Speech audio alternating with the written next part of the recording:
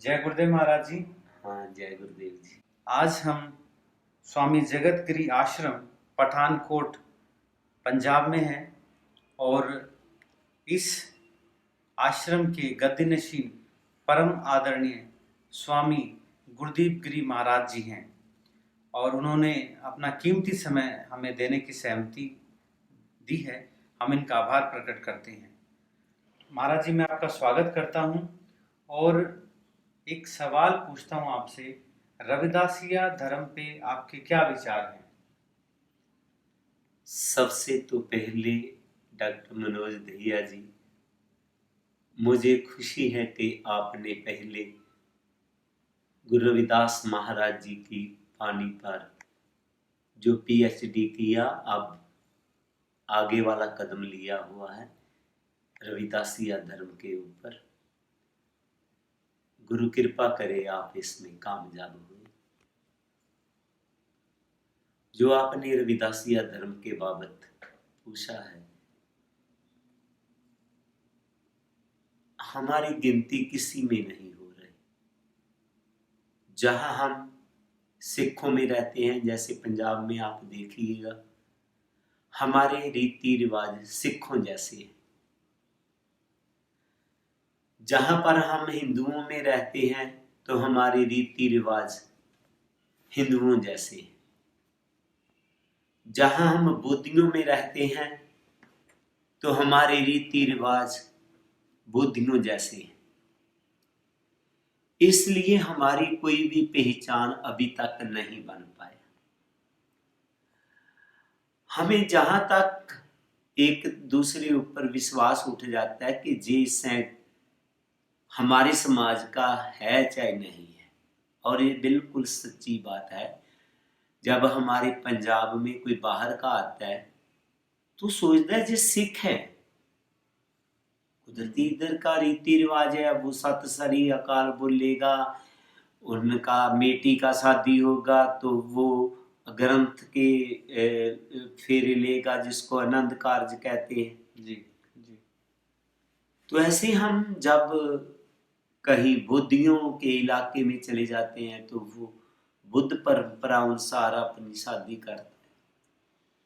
तो जो हिंदू स्टेटों में रहते तो हिंदू जैसी, तो हमारी कोई भी पहचान नहीं था। इसीलिए हम पिछड़े रह गए, क्योंकि हम संगठन नहीं हो पाए।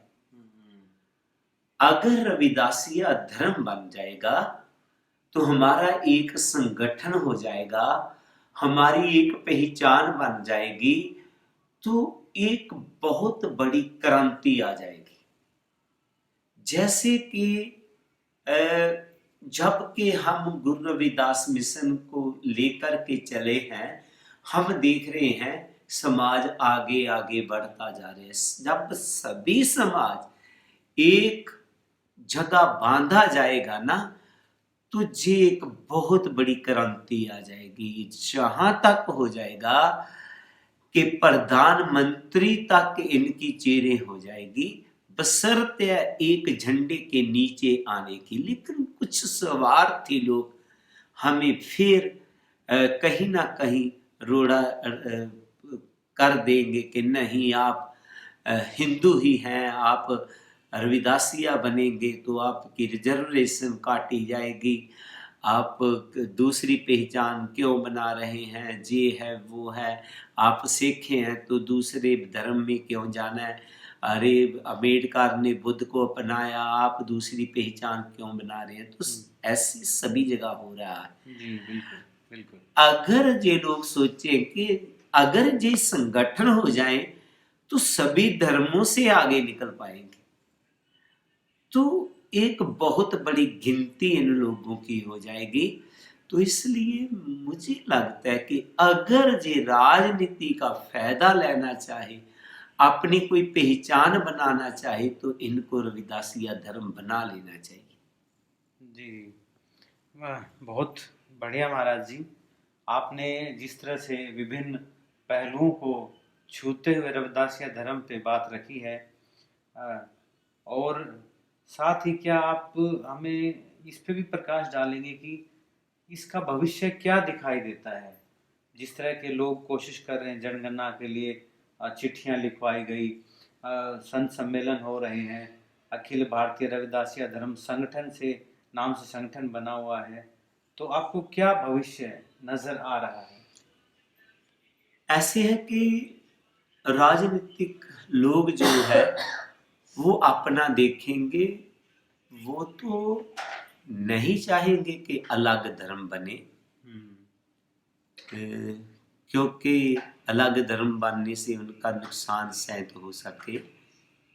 लेकिन हमारे लोग चाहे कुछ भी हो जाए, कॉलम खाली छोड़ देना, चाहे आपने कह दे कि अन्य रविदासिया धर्म का कॉलम ना हो तो अन्य धर्म का आ जाए तो वहां लिखा दे। अगर अन्य में नहीं लिखा जाता बीच तो भी केल जो लिखना है तो रविदासिया ले दे, नहीं तो रहने दे। तो उनकी मजबूरी बन जाएगी कि इनका कुछ ना कुछ धर्म लिखना चाहिए। तो कुछ कहते हैं कि वो कहेंगे कि नहीं जी, अगर आप नहीं लिखेंगे तो भी आप हिंदू में ही आएंगे। कुछ भी हो, लेकिन हमारी पहचान रविदासिया के साथ हो जानी चाहिए। चाहे लिखती रूप पर हम नाम ही धर्म बने सरकारी कागजों में, लेकिन ऐसे हमारी परंपरा अलग हो जानी चाहिए, ताकि हमारे पूरे समाज की पहचान हर स्टेट में, हर सिटी में जहाँ भी जाए तो शादी के उनके बोलबाल से मालूम पड़ जाए कि ये मेरा भाई है। बहुत गहरी महाराज जी आपने बात कही है कि चाहे सरकारी कागजों में ये आए या न आए, लेकिन समाज में एक पहचान बन जाए। और मुझे लगता है कि पहचान का ही एक बहुत मुद्दा है कि पहचान ही नहीं मिली इन लोगों को, कभी उस धर्म में गए, कभी उस धर्म में गए। तो महाराज जी आपने बहुत कीमती समय दिया और अपने विचार हमसे साझा किए। मैं आपका बहुत बहुत आभारी हूँ। आपको जय गुरुदेव बुलाता हूँ। हाँ, मैं भी आपका बहुत आभारी हूँ। आप दिल्ली से चल के आए हैं, मैं भी आपको सभी को जय गुरुदेव।